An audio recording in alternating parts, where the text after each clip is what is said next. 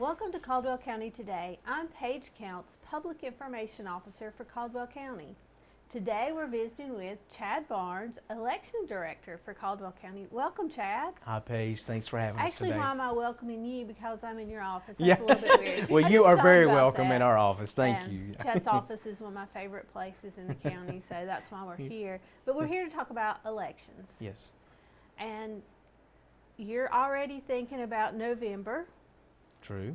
And so what offices are up for election in November? Okay, so this year, 2023, is our municipal elections, the odd years. We have 7 municipalities here in Caldwell County.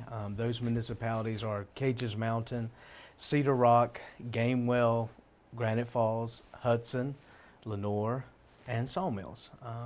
That's the 7 that we have here. We do have 2 that we have partial. Mm-hmm. Yeah. Yeah, you do have partial in Rhodhiss and Blowing Rock. Yeah, that's so, correct. so those are partially in Caldwell County. Mm-hmm. And when we talk about municipal elections, what kind of seats are we talking about being open?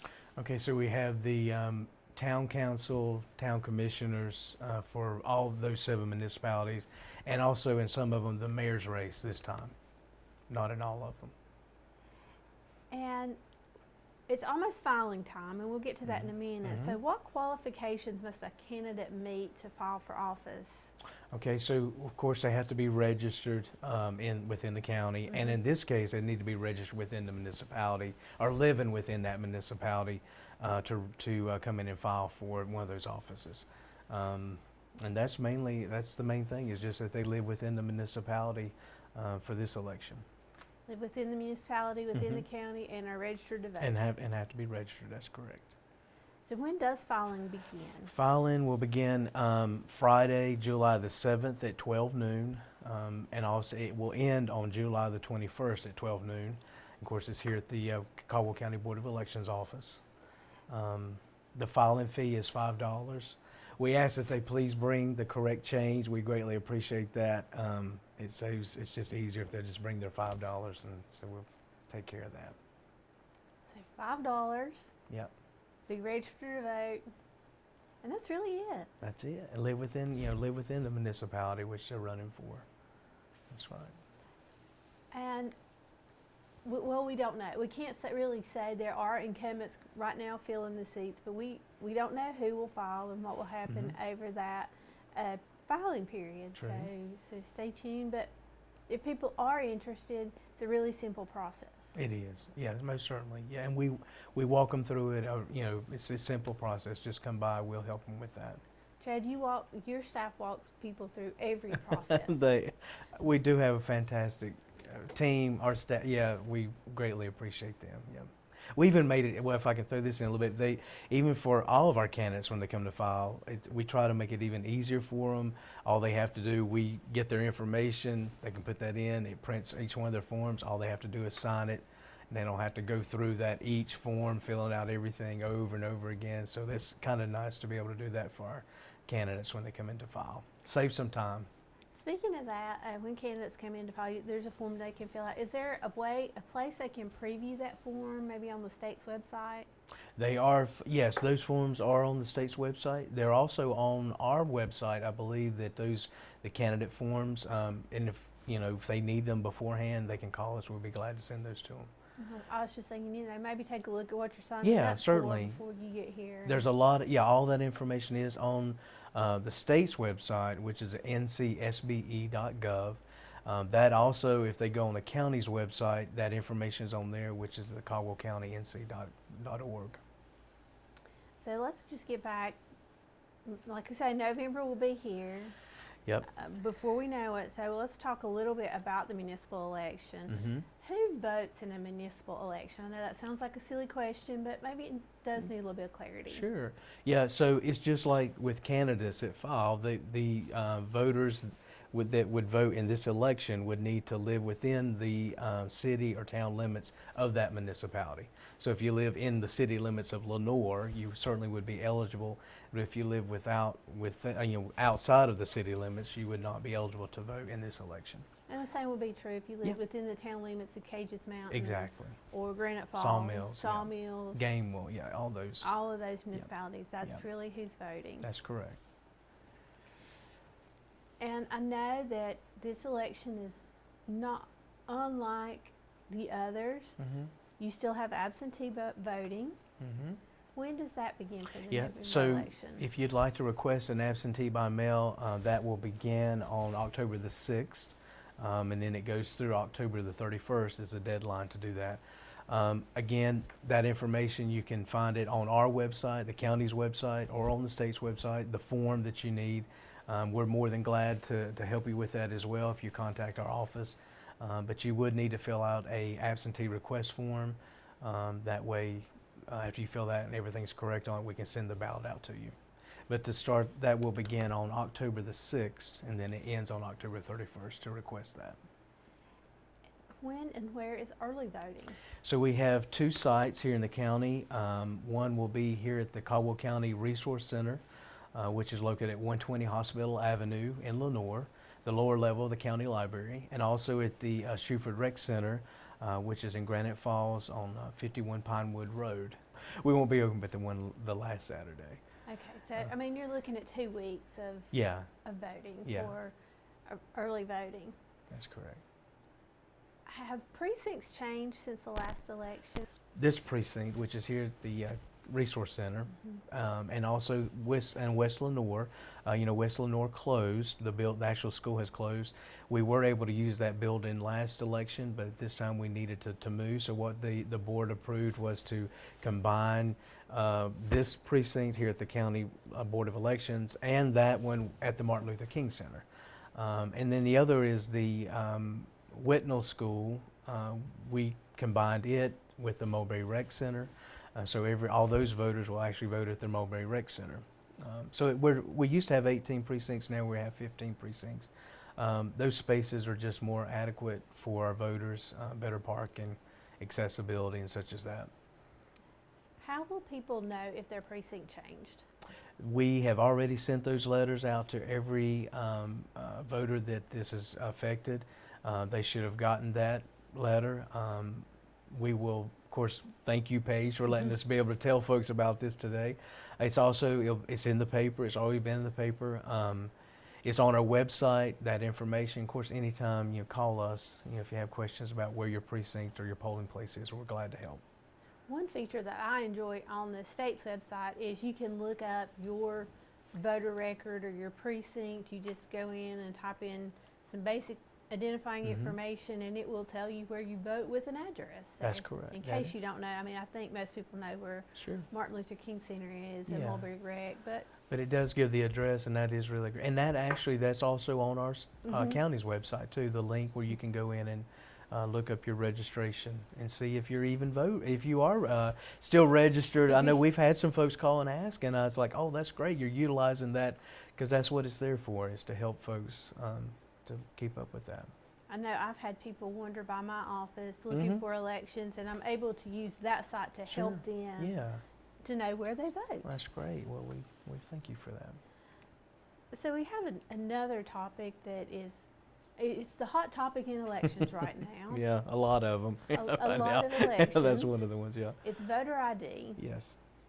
Chad, what is the voter ID law and how does it impact voters?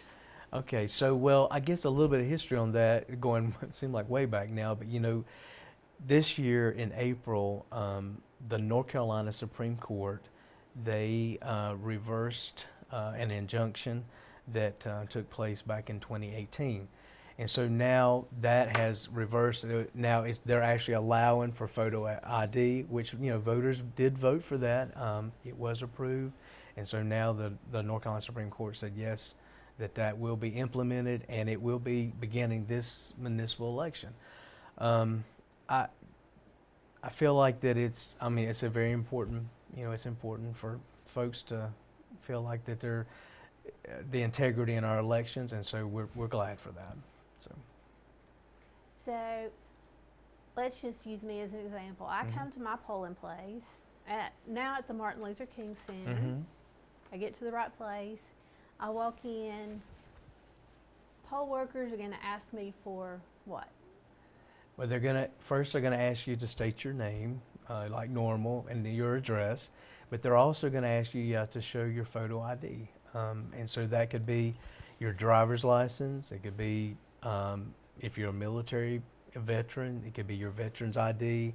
There's several IDs that you can show, and we've got a list. That list is actually on the state's website, and it will be on the county's website.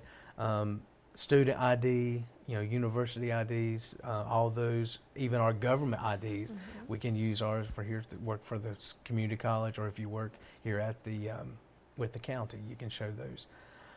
That's what they're going to ask you to show, and that's just to verify that you are who you indeed are. Look like yourself. And, that's the thing that comes up. I think some with the ID, there's been so many questions about it. It's just a reasonable resemblance, so you should be safe if you show your ID. Because it just hit me. It's like my driver's license Yeah. picture's not so great. So We have several folks like, wait a minute, I do not look like my driver's license. But it is a reasonable resemblance, so. Yeah. And a passport works. There's Yes. a lot. I mean, like Oh, you yeah, said, there's a list. 20 Yeah. things. So Exactly.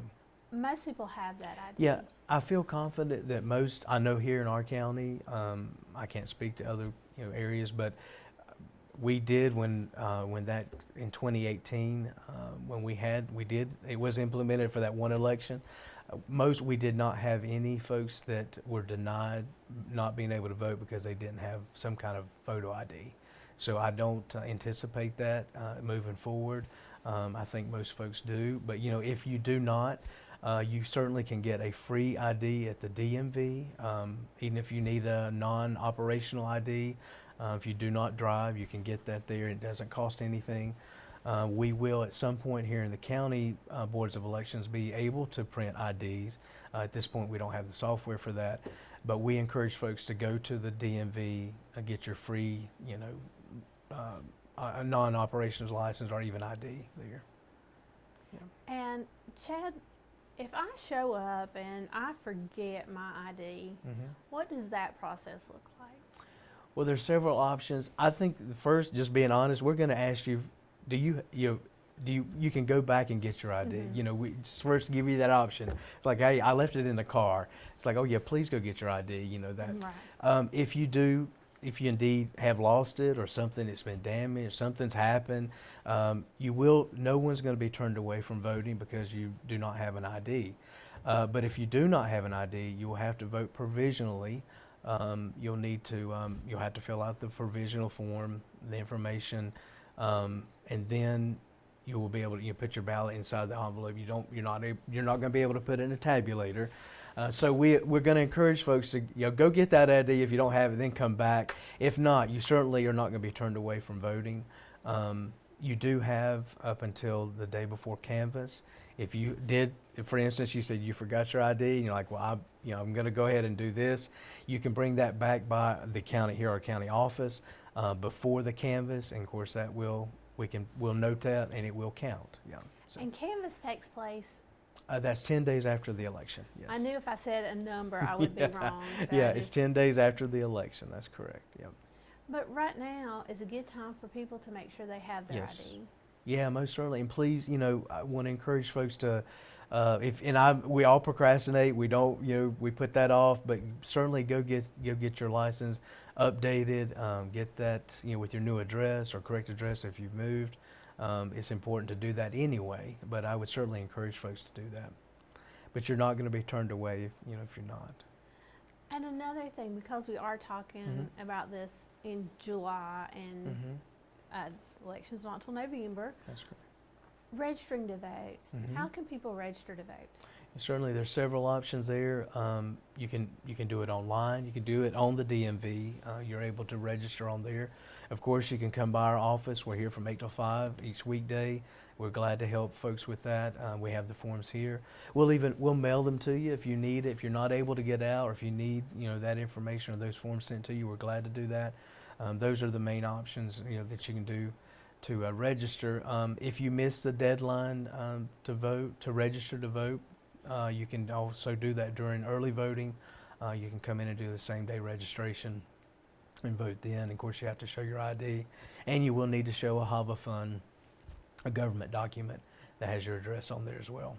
When people choose to do absentee voting under the new voter ID law, how does that work?